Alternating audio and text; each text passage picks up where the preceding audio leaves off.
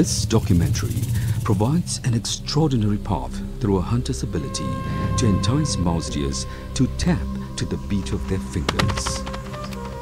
The tapping of the hunter's fingers are simply hypnotizing to the mouse deers and other wildlife. What is the secret behind this strange phenomenon? What makes the wildlife excited with the beat produced by the hunter's tappings?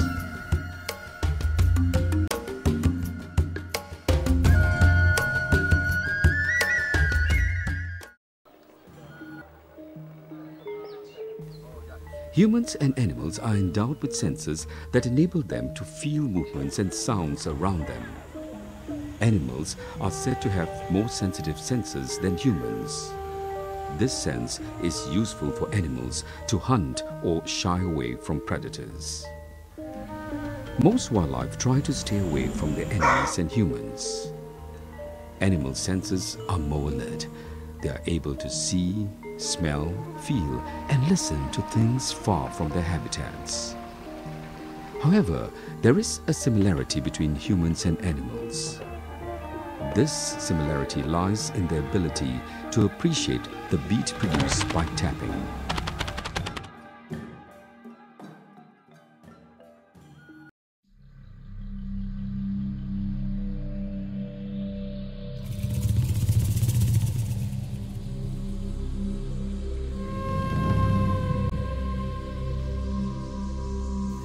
To prove this really happens, we went to the remote area in Ulu Tembeling, Jerantut, in the state of Pahang in Malaysia to meet Haris. Haris, 45 years old, has the ability to call wild mouse deers to come to him by tapping tree branches. Haris has lived in Ulu Tembeling all his life. He is content with the simple life his village has to offer, away from noise and air pollution. The serene and peaceful environment enables him to appreciate pristine nature. Other than that, nature is also his source of living. Yalah, masa kecil-kecil dulu mengikut arwah aki ya. Macam tu lah. Golongan tua-tua banyak ramai lagi lah orang yang tahu ni rasanya. Tapi dah kalau nak pergi pun yang tua-tua tu dah maklum lah, tua tak daya. Mana kalau generasi sekarang ni budak-budak muda rasa saya jarang dah yang ada benda ni. A carpenter by profession, Haris also hunts wildlife for subsistence. Today, Haris will demonstrate his skills in calling mouse deers. Haris enters the scrubs not far away from his house. Since the scrubs are within the vicinity of the national park, they are rich with flora and fauna. Haris abides by some specific rules when hunting the mouse deer. The mouse deer lives in sandy lowlands near to water sources. According to Haris, the mouse deer does not stay anywhere near the ants' colony. Haris traces the mouse deer's footprints found in the soft soil near the scrubs. His experience tells him that this area is the mouse deer's favorite. Haris makes use of twigs and dry leaves as his tapping instruments. The beat of the tappings will attract the mouse deer to come near.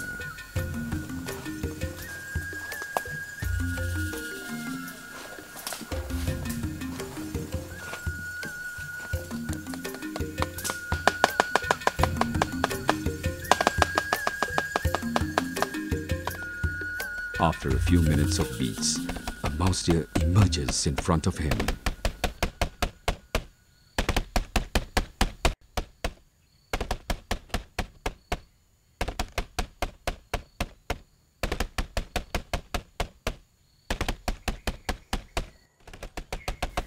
The mouse deer searches for the source of the pounding beat.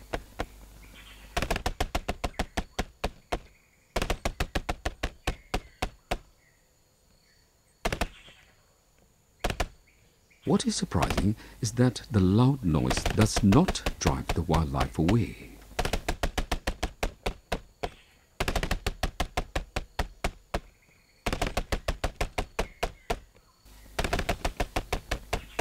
In fact, they become excited and slowly come closer to the source of the beat.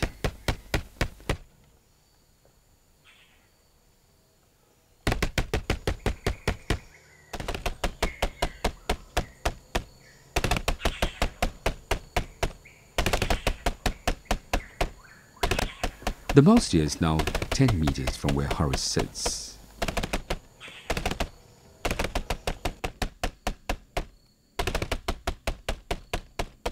From this distance, it is not hard for the hunter to hurl the spear or to shoot the mouse deer.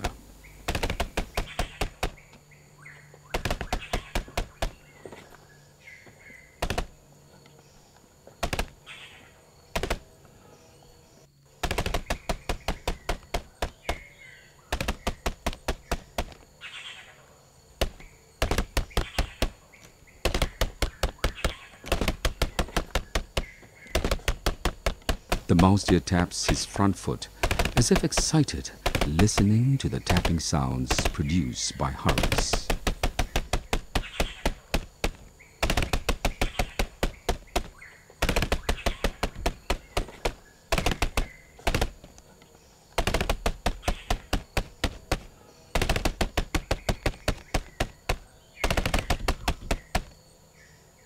This action goes on for about 30 minutes. Horace thinks that the mouse deer could be wondering what the tapping is all about.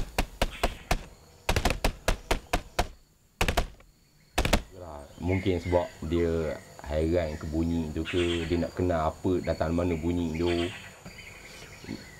Kalau ada rimau kawasan tu pun, rimau pun datang.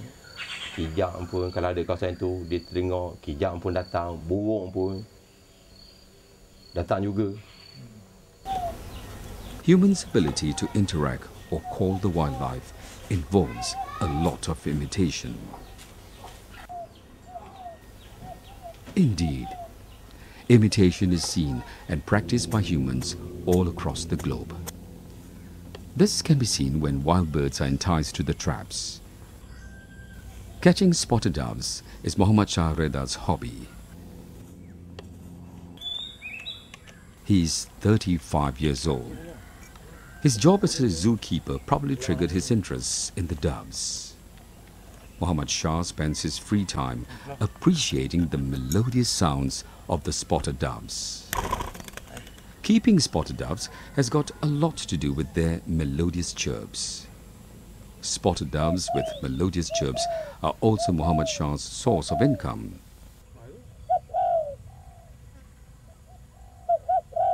Spotted doves can fetch over thousands of dollars. According to Muhammad Shah, spotted dove lovers from Malaysia, Singapore and Indonesia are willing to spend their money just to hear the bird's melodious voice.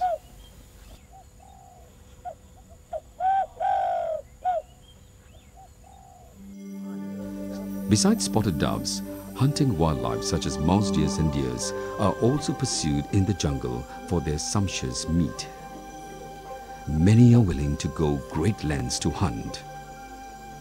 In Malaysia, the hunting of wildlife such as deers and mouse deers are only allowed at specific times throughout the year in order to ensure these animals are safe from the threats of extinction. Wildlife is protected under the Wildlife Protection Act 1972. Some hunters in Pahang use the trapping method to lure deers. This method, using bamboos, is an interesting means to lure the deers to come closer to the hunter. Othman Hamid, or Pak Man, lures the deers by blowing the bamboo flute.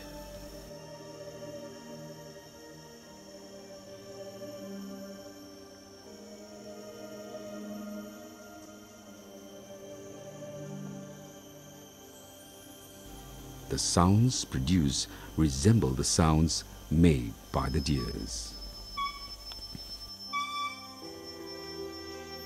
Manggil dia lah. Kita bila nak tak payah cari. Dia sendiri datang. Kalau kita tak pepet ni kan, kita pergi cari dia. Itu dia. Maksudnya senang lah. Kalau pakai pepet ni senang. Dia duduk dalam semak, kita tak nampak dia keluar kan. Wild deers become excited upon hearing Pak Man's flute sounds, which sound like an invitation to mate.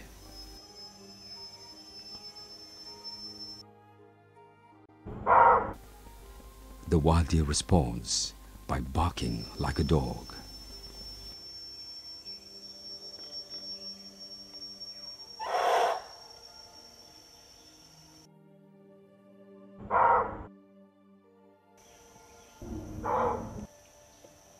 This is the moment that the hunter has been waiting for.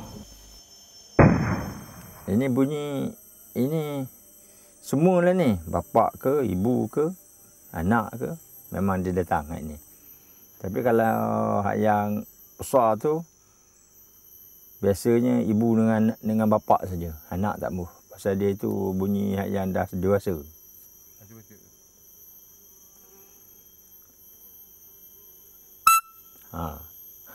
Ini tak kira lah tu, bapa ataupun ibu datang. Kalau kawasan tu dia dekat ni, kita 3 kali je. Macam kita tiup kan. Kena yang ketiga dah. Dia dah dah. Kadang kita yang pertama, yang kedua tu kita dengar, wow. Dia dah tergamang kan. Pernah 3 kali kita tiup dah datang. Tak payah tunggu lama. Kadang mengamuk-ngamuk. Tu tunggu berhenti je lah. Berhenti, pom.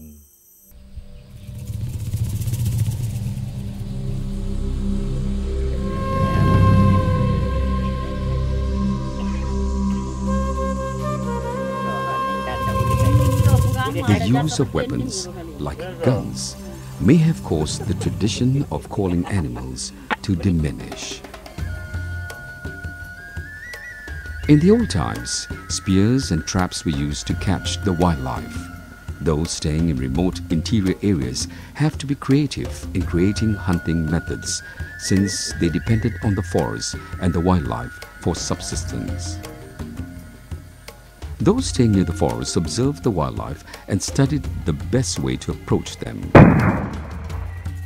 In Malaysia, I believe that this skill has originally been used to attract animals which are used as food. For example, the mouse deer or the birds, and then they will catch the animal and bring them home and use them as food. But now, since we are getting our food sources much more easier from the supermarkets or from the groceries, this method seems not to be practiced anymore. In Gua Musang, Kelantan, Tuan Kok Tuan So, or better known as Pok Ku, has his own method to call the wildlife. Pok Ku is a hunter who practices the traditional way of tapping the soil to call upon the wildlife. Bismillahirrahmanirrahim. Assalamualaikum. Tanah batu tanah free tanah pengarah dari tanah segede si goda nama ibu. Gilga pasti si bumi di kulit bumi anak mu duk megai sakak atas sifat tu kata lada sini mu asa mu rakyat Nabi Sulaiman mu elok iri mari bagai jahala. Bagai jaharan mu kepok. According to Pok Ku, the method he uses would lure wildlife such as deers, mouse deers and birds to come closer to him. What is different about his method is the incorporation of some mystical elements when calling the wildlife. Pok Ku claims he seeks the help of the supernatural beings such as the jinns to entice the wildlife. Kita peralih satu tanah, 3 lakoh dia undur, lepas tu kita panggil masuk 3 lakoh. Dia jaga selia reksa. Pasal dia semua menatai ni rakyat Nabi Sulaiman. Hak mana belakang langit. Kama dia, kita nak dia tu minta elok iri mari, barai jahala. Barang yang haram kepok ni. Kita tak sih. In these kind of practices where the person will recite something from the Quran, for example, he mentioned the name of God, he mentioned the name of maybe Prophet Solomon, and he also mentioned the fact that this place or the forest or the animals are being guarded by some supernatural being or things or people that we cannot see, or what they normally term as jinns. And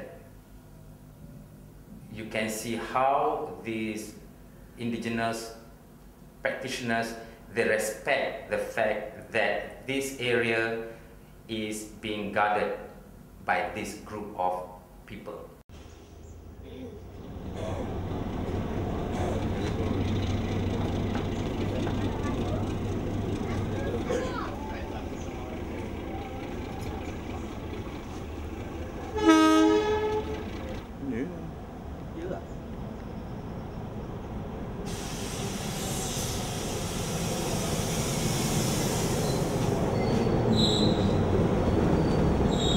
To prove that tapping could make wildlife come closer to humans, Poku was invited by the Wildlife Protection Department, or Jabatan Perhilitan, and University Putra Malaysia to come to Kuala Tahan National Park.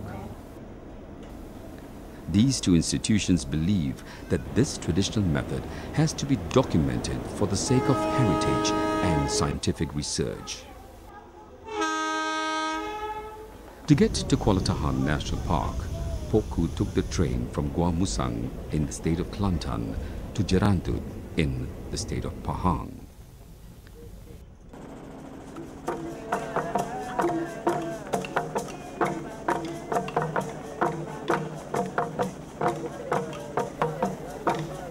As soon as he reached Jerantut, Poku took a boat from Kuala Tembeling Jetty straight to Kuala Tahan National Park. Boats are the major means of transportation at Kuala Tahan and Ulu Tembeling National Park. Even though the road is accessible from Jerantut to Kuala Tahan, many tourists prefer to travel by boat. The beautiful natural backdrop adds value to their journey. The journey by boat from Kuala Tembeling to Kuala Tahan took 3 hours.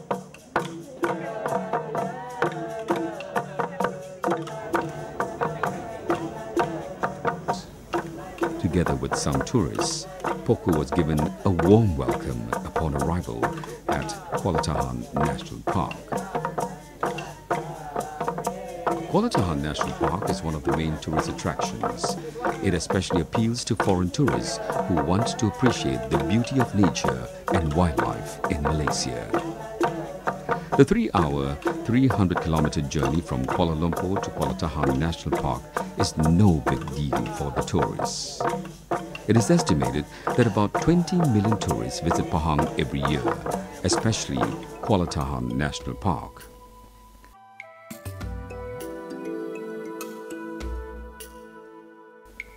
At the Wildlife Protection Department, Poku met with some of the officers.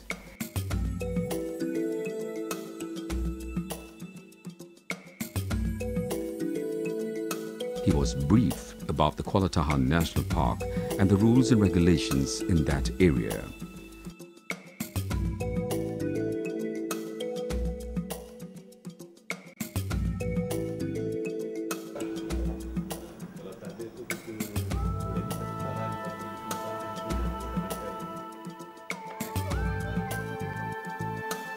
He also shared his knowledge and experience in tapping and luring the mouse deers.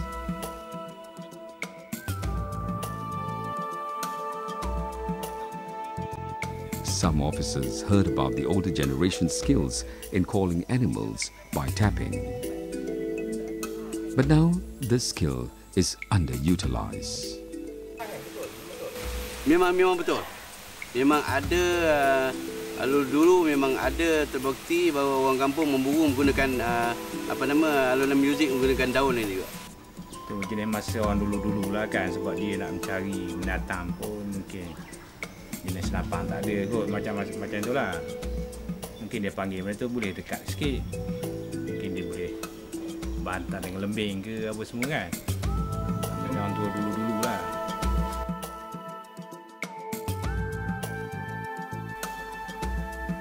Kuala Tahan National Park covers a 4,343 kilometres square of land situated in 3 states, Pahang, Kelantan and Terengganu.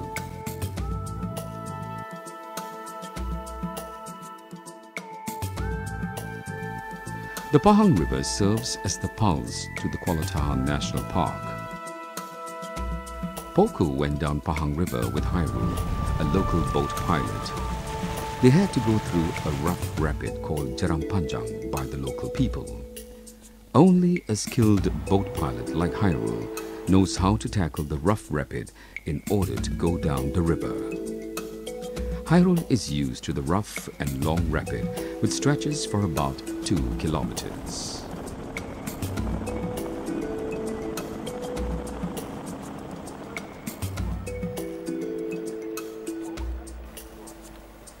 After a half-hour trip down the river, Poku arrived at a hut built by the locals.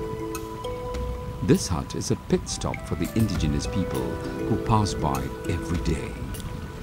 This hut was made the lodging for a German film which took 3 months to complete. The forest nearby made a perfect setting for the movie.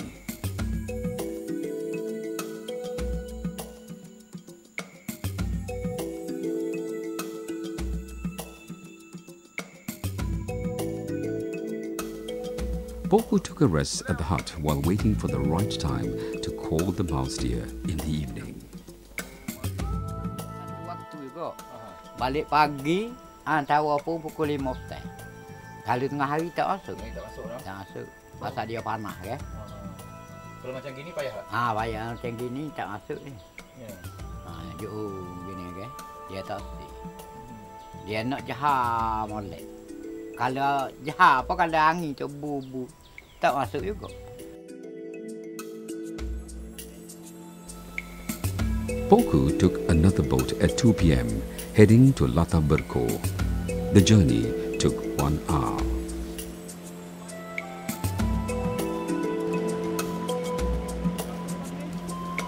Even though Poku is familiar with the jungle scenery at Kuala Tahan National Park, it is not the same as his place.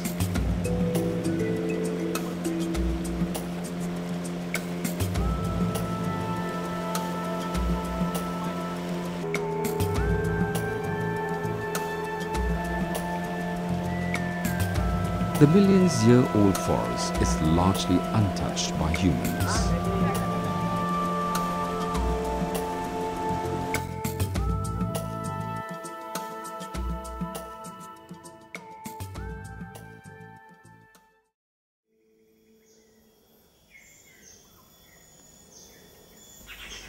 Poku is still healthy and active, even though he is 80 years old.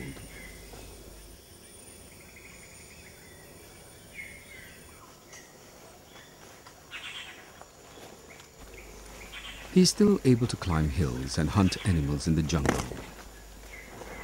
Poku's health and activeness could be due to the traditional medicine he practices. He uses his skill and knowledge in traditional medicine to treat people. Poku is also a shaman, a skill taught by his grandfather.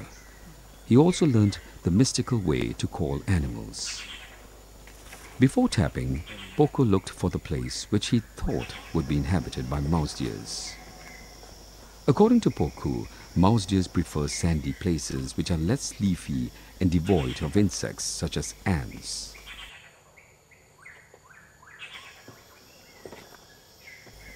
He also uses palm-sized leaves to tap.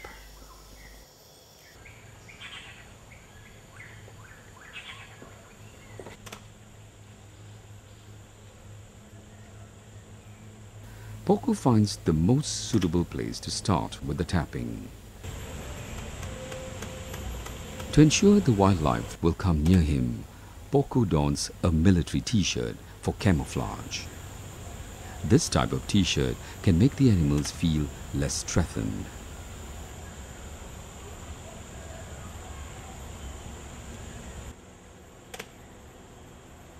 The sounds of Poku's tappings now resonate in the forest. Poku's tappings manage to attract other animals in the jungle to come closer to him.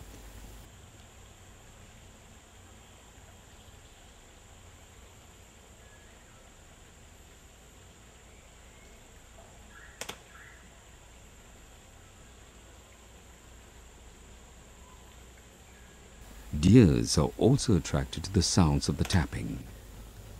The deer searches for the source of the beat. It is thus proven that tapping can attract animals other than the mouse deer.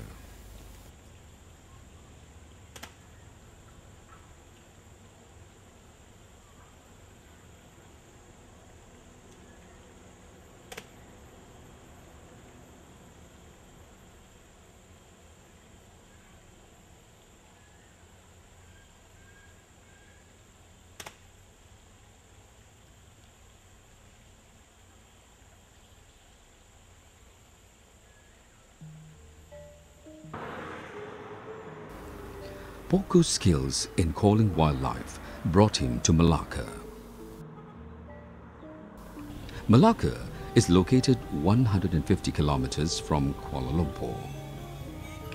In the past, deers and mouse deers were abundant in Malacca.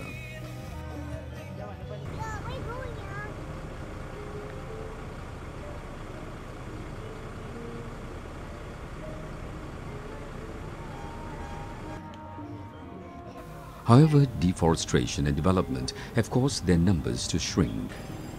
Some of the mouse deers and deers are kept in a reserved forest near the Malacca Zoo. The mouse deer is very relevant to the history of Malacca, which was founded in 1402 by Parameswara, a prince from Palembang. While resting under a tree, a strange incident happened. Parameswara's hunting dog was kicked into a river by a white mouse deer. Impressed by what he saw, Parameswara decided to establish a state. The state was named Malacca in honor of the tree Parameswara was resting under. Since then, the mouse deer has become an icon for Malacca. The mouse deer has also become part of the object used for Malacca's coat of arms.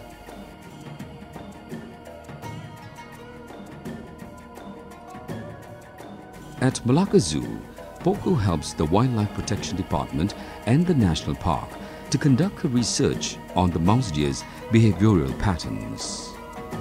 The research was aimed at documenting the natural behavior of wildlife and the traditional Malay method of calling wildlife by tapping.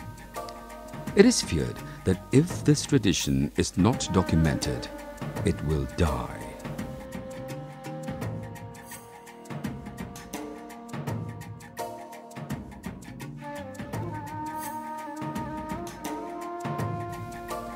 This technique of calling the mouse deer by tapping is also documented for the scientific purposes of studying the way the mouse deer responds to sounds in its environment.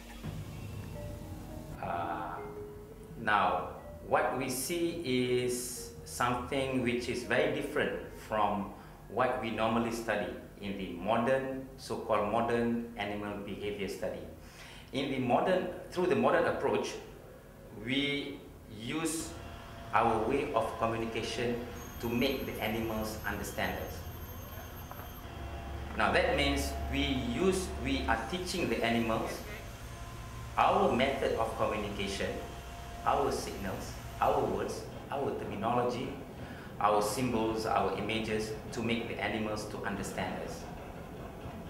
Now that means only that particular animal or that particular group of animals that we teach will be able to understand what we are trying to tell them, what we want them to understand, instead of us trying to understand what they want using their own language. The mouse deer, or known by its scientific name Tragus javanicus, is a mammal. The mouse deer, which is roughly 470 millimeters long, belongs in the small-sized wildlife category, mostly found in tropical forests in Malaysia and Indonesia. There are two types of mouse deer kept at the Malacca Zoo, the Tragulus javanicus and the Tragulus napu. They look similar, but one is smaller than the other. Napu or Tragulus napu look more brownish and greyish compared to Kunchil or Tragulus javanicus. The IUCN Red List of Threatened Species website lists the mouse deer as the least threatened species. This is because they can still be found at the lowlands and highlands in Malaysia and Indonesia. Nevertheless, the mouse deer is a protected species in Malaysia under the Wildlife Protection Act 1972. The hunting of mouse deers and deers are only allowed during specified months. Seperti napu, kijang ini dilindungi sepenuhnya lah oleh Jabatan Penelitian. Jadi pemburuan mestilah mendapatkan permit dahulu dan pada musim buka lah. Dan diharamkan salah di sisi undang-undang yang telah ditetapkan memburu di luar musim. To ensure that the traditional method of calling animals is passed down, Poku was asked to teach the skills to staff from the Wildlife Protection Department.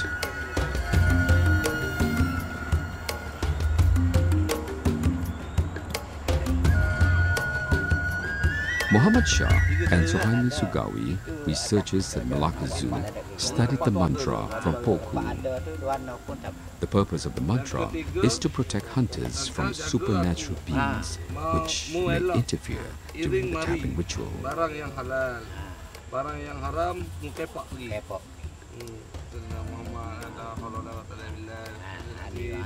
Itu kita baca. Hai hantu tanah, malam tanah. Hantu bumi, di mana bumi, mengundur 3 langkah.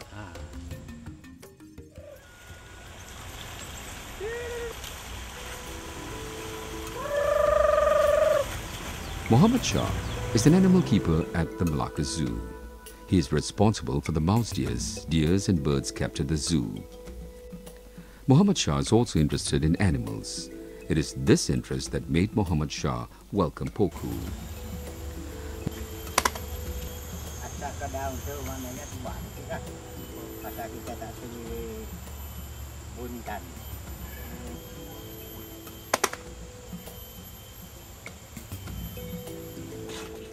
Muhammad Shah invited Poku to his house not far from Malacca town. At his home, Muhammad Shah keeps spotted doves and chickens. His interest in spotted doves drives him to spend hours observing them patiently.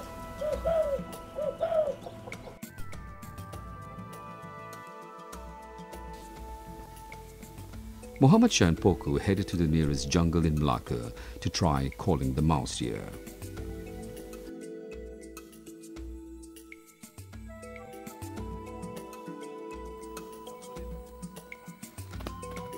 Maybe because he was a novice, Muhammad Shah's attempt proved unsuccessful.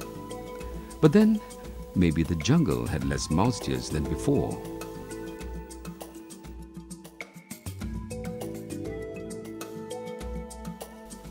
At Malacca Zoo, Poku demonstrated his skills.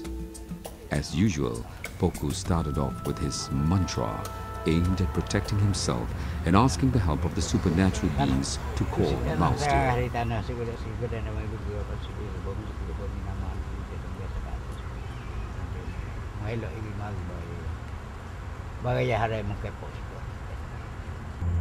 So bagi ya, kedua bagi ya.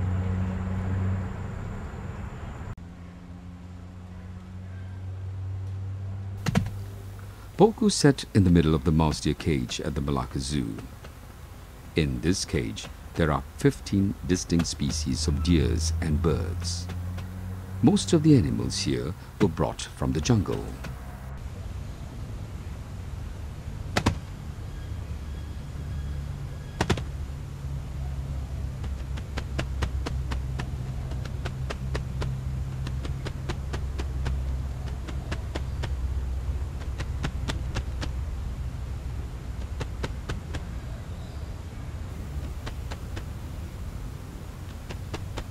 Nevertheless, the animals here are still not tame enough. With the introduction of the tapping, the zoo hoped it would be an activity that would encourage the animals to become more responsive to their environment.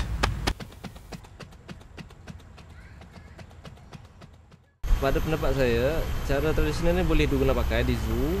Mungkin kita boleh gunakan untuk melihat jumlah haiwan yang terdapat dalam kurungan dengan memanggil dengan cara yang tunjukkan tadi. Kemudian ataupun untuk kajian haiwan-haiwan yang kita lepaskan atau bebas di dalam kawasan zoo. Kerana kita juga terdapat haiwan yang free ranging lah, ataupun dilepaskan bebas, dibiarkan bebas di dalam kawasan zoo. Kerana Zoo Melaka ni masih lagi diliputi oleh hutan-hutan yang masih kita jagalah.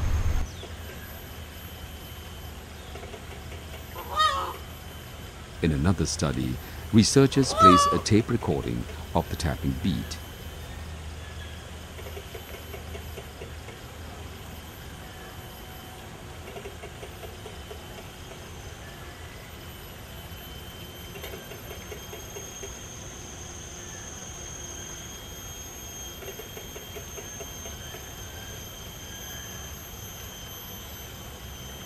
It was proven that this unique beat had affected the animals.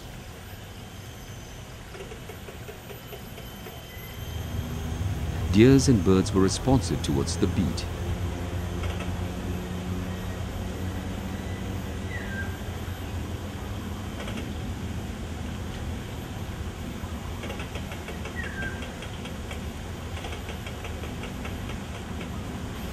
However, researchers noted that the responses were different.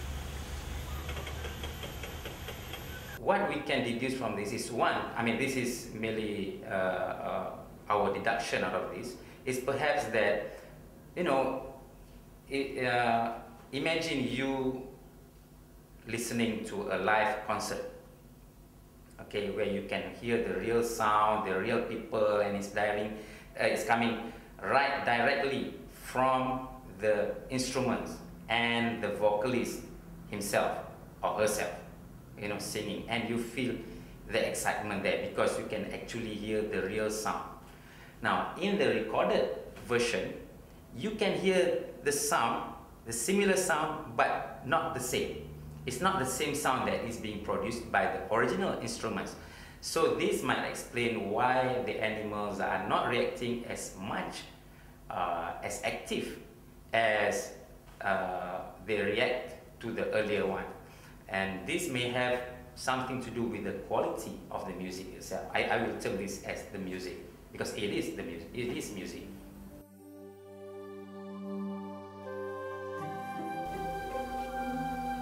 In the West, studies on animal interaction with humans were conducted by an Austrian zoologist, Konrad Lorenz, in the 1930s. A Nobel Prize winner, Lorenz wrote a book on an animal interaction with humans titled King Solomon's Ring. Lorenz believed that animals and humans have close ties, as exemplified by King Solomon, who understood animal language. Lorenz conducted an experiment referred to as imprinting on a group of wild geese which were hatched in human environment. This theory contends that the geese were able to communicate with humans because they were taught since infancy.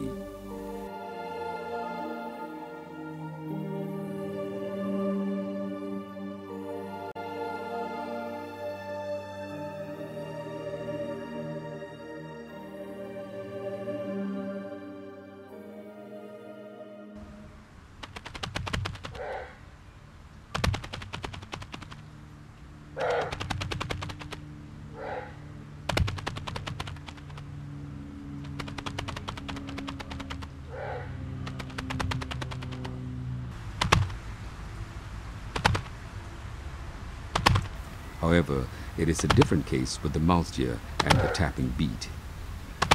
Porku and the mouse deer have never met.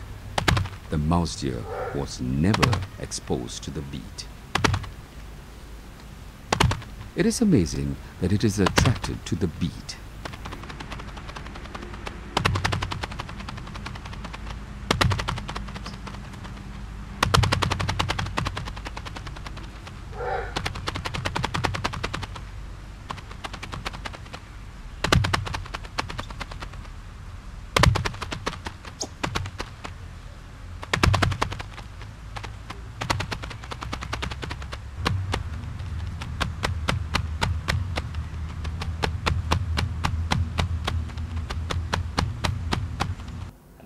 if you look at some beliefs, for example, the beliefs of the Muslim, or maybe even the Christians or the Jewish, which all of them believe in Prophet Solomon or Nabi Sulaiman, they believe that Solomon can communicate with animals in the way that,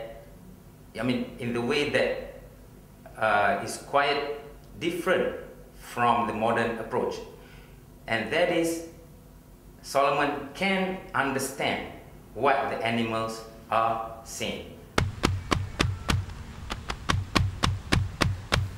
Even in a noisy environment such as the one in the zoo, the mouse deers were responsive to the unique beat created by Poku.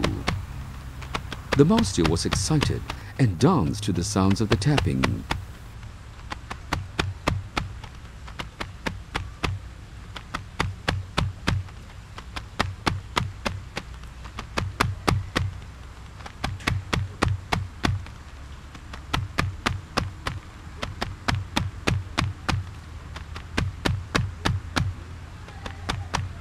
The mouse deer came close to Poku. It was only about 3 meters away.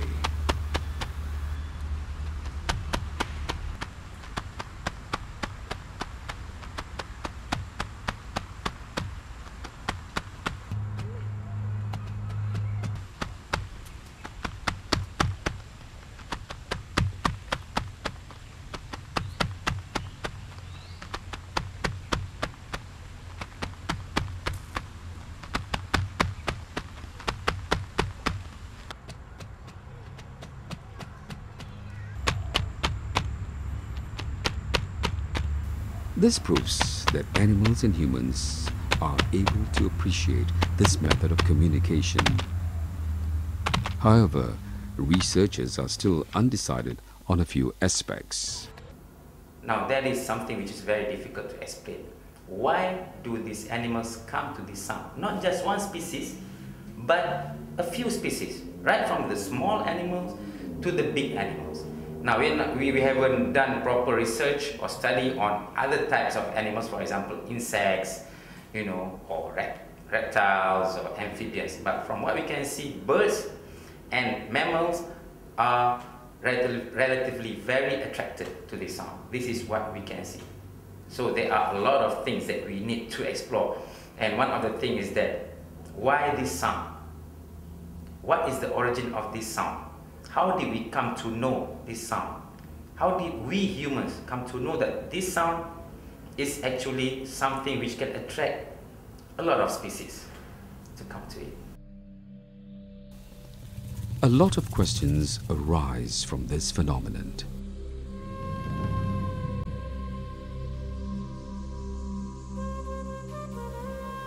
How long can this tradition last?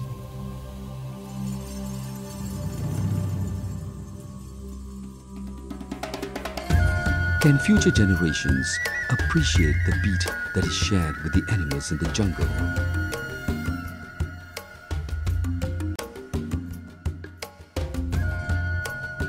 Or will it be another historical and scientific documentation that is fast forgotten in this era of modernization and progress?